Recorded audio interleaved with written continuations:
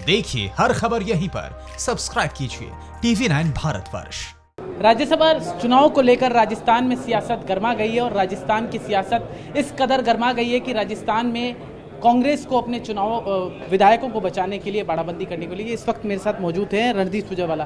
सुरजेवाला साहब, सीधा एक मेरा सवाल है। पहला सवाल ये है कि सीधा ये आरोप आपने लगाया कि 25 करोड़ रुपए की पेशकश की गई, क्या इसका कोई प्रूफ था?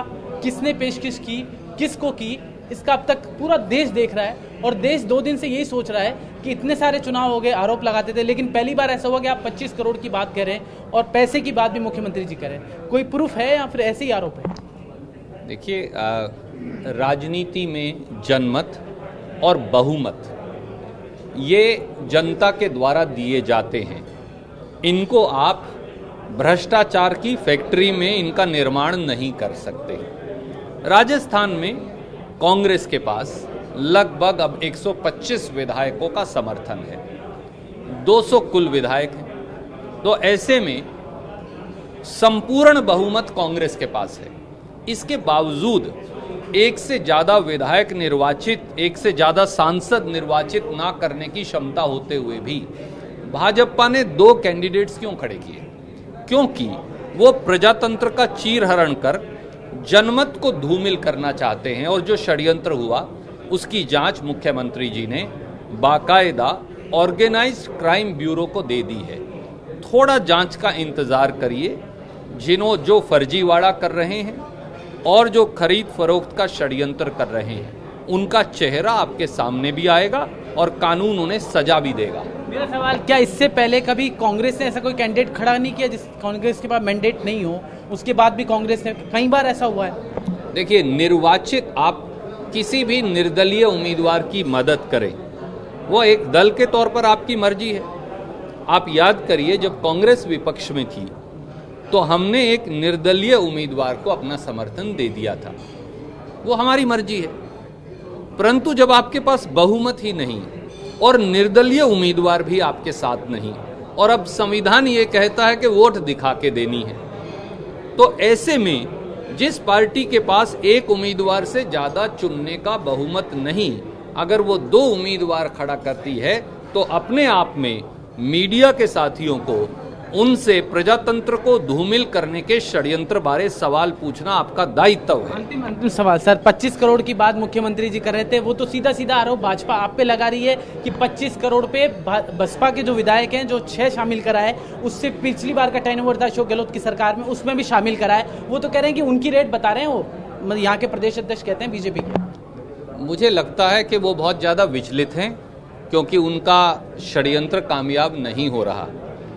एक बात वो समझने में बड़ी विनम्रता से उन्हें कहूंगा, हिंदुस्तान के संविधान में कोई भी पार्टी दूसरी पार्टी में संवैधानिक तरीके से मर्ज कर सकती है। हमारे जो साथी बसपा से चुनकर आए थे उन्होंने पूरी पार्टी का विलय कांग्रेस पार्टी में किया है। ना कोई प्रलोभन है, ना पद का है, ना किसी और चीज का। आप जाकर उनसे बात कर लीजिए। और अगर वो तो कहते हैं मंत्री बनना चाहते हैं, वो कह रहे हैं मंत्री के पास कोई सबूत है तो वो मुकदमा क्यों नहीं दायर करते? आपके माध्यम से बेबुनियाद इल्जाम क्यों लगा रहे हैं? मेरा ये आपसे सर अंतिम क्वेश्चन, सर एक क्वेश्चन है मेरा अंतिम, सीधा आपसे सवाल है सर। ये सवाल है कि आपको बाड़ाबंदी करने की आवश्यकता क्या पड़ गई? एक तरफ तो आपकी सरकार यहाँ पे कहती है कि शादियों में 50 से ज्यादा लोग एकत्रित नहीं होते, 70-80 विधायक आप एकत्रित कर देते हैं। हमने तो 100 के करीब पत्रकार भी एकत्रित किए। ये भी सर सवालों के घेरे में ये भी। जी, पारदर्शिता, जवाबदेही प्रजातंत्र का हिस्सा है और अगर चुने हुए प्रतिनिधि प्रजातंत्र के प्रति समेत मीडिया के, मैं मानता हूं कि TV9 को मोदी जी ने तो कोई इंटरव्यू देकर सवालों का जवाब लिया नहीं, पर मैं आपसे ही अनुरोध करूंगा, हम आपके तीखे से तीखे सवालों का जवाब देंगे, आपसे सवाल लेंगे, आपकी पूरी पारदर्शिता से अपनी जवाबदेही देंगे। ये प्रजातांत्रिक प्रक्रिया का हिस्सा है। जनता पूछ रही है।